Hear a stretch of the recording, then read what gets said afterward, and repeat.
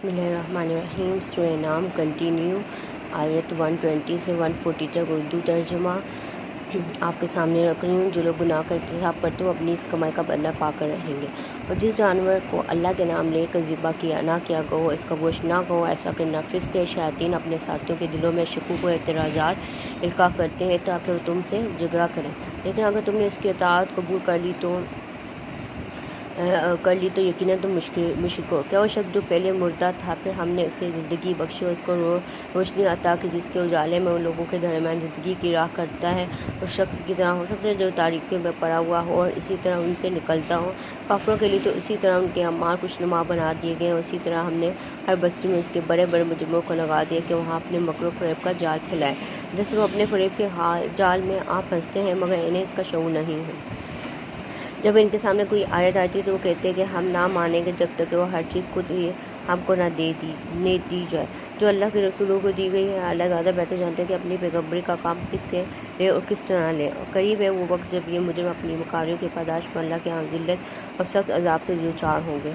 बस ये हकीकत है जिसे अल्लाह हिदायत बख्शने का इरादा करता है उसका सीना इस्लाम के लिए खोल देता है, और जिसे गुमराही में डालने का इरादा करता है उसके लिए उसके सीने को तंग कर देता है। और ऐसा बेचता है कि इस्लाम का जज्बा करते ही उसे यूँ मालूम होने लगता है कि गोया इसकी रूह आसमान की तरफ प्रवास कर रही है। इसी तरह अल्लाह हक़ से फरार और नफ़रत की नापाकी उन लोगों पर मुसल्लत कर देते जो ईमान नहीं लाते। हालांकि ये रास्ता तुम्हारे रब का सीधा रास्ता है और इसके निशानात उन लोगों के लिए वादा कर दिए हैं जो नसीहत का कबूल करते हैं। उनके रब के पास उनके लिए सलामती का है और वो उनका सरपरस्त है। उस सही तर्ज अमल की वजह से उन्होंने जो इख्तियार किया। जिस और अल्लाह इन सब लोगों को गिर कर जमा करेगा उस वो जिनों से यानी शैतान जिन से खिताब करके फरमाएगा, एक और वो जिन तुमने तो नूह इंसानी पर खूब हाथ साफ किया। इंसानों में से जो इनके रफ़ीक थे वो अर्ज़ करेंगे, पड़गा हम में से हर एक ने दूसरे को खूब इस्तेमाल किया और अब हम इस वक्त पर आप पहुँचे जो तुमने हमारे लिए मुकर्रर कर दिया था। अल्लाह फरमाएगा, अच्छा अब आग तुम्हारा ठिकाना है, इसमें तुम हमेशा रहोगे। इससे बचेंगे तो सिर्फ वही जिन्हें अल्लाह बचाना चाहेगा। बेशक तुम्हारा रब दाना और हनी में देखो, इस तरह हम आकर ज़ालिमों को एक दूसरे का साथी बनाएंगे उसकी कमाई उस कमाई की वजह से वो दुनिया में एक दूसरे के साथ मिलकर करते थे। इस मौके पर अल्लाह ने इनसे ये भी पूछा कि ए गुरु जिन्हों क्या तुम्हारे पास तुम में से ऐसे रसूल नहीं आए थे जो तुमको तुम्हारी आयत सुनाते, तुमको मेरी आयत सुनाते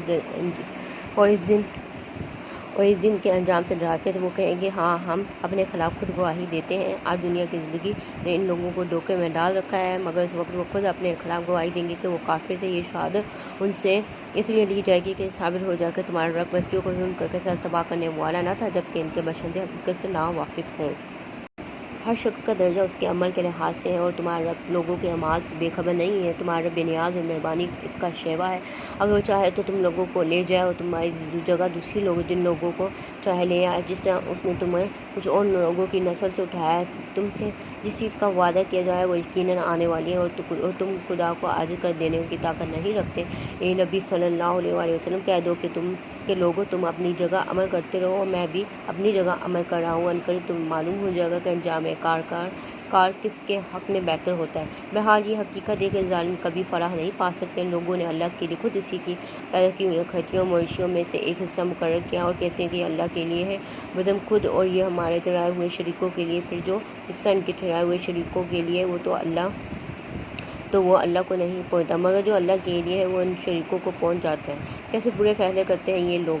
और इसी तरह बहुत से मुशरिकों के लिए उनकी शरीकों ने अपनी औलाद को कत्ल को खुशनुमा बना दिया ताकि उनको हलाकत में मुब्तला करे और इन पर इनके दीन को मुश्तबा बना दे। अगर अल्लाह चाहता तो ये ऐसा ना करते, लिहाजा इन्हें छोड़ दो कि अपनी इफ्तार बर्दारियों में लगे रहे। कहते हैं ये जानवर और ये खेत महफूज है, इन्हें सिर्फ वही लोग खा सकते हैं जिन्हें हम खिलाना चाहें। हालांकि ये पाबंदी उनकी खुद साख्ता है। फिर कुछ जानवर हैं जिन पर सवारी और बारबरदारी हराम कर दी गई और कुछ जानवर हैं जिन पर अल्लाह का नाम नहीं लेते।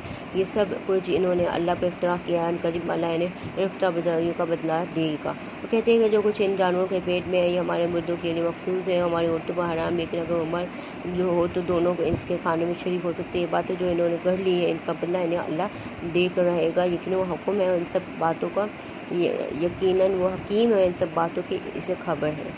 यकीनन खसारे में पड़ गए वो लोग जिन्होंने अपनी औलाद को जहालत और नादानी की बिना पर कत्ल किया और अल्लाह के दिए हुए इसको अल्लाह के इफ्तार बर्दारी करके हराम ठहरा दिया। यकीनन वो भटक गए और हरगिज़ वो राह पाने वालों में से ना थे। جزاک اللہ خیر۔ آیت 120 سے 140 اردو ترجمہ سورہ انعام پارہ 8واں۔ ولو اننا آپ کے سامنے رکھا، آپ لوگوں نے دیکھا اس میں حرام اور لوگ جو اپنی طرف سے بات کرتے ہیں اس پر اللہ تعالیٰ نے کیا کہا ہے۔ Thank you for watch my video.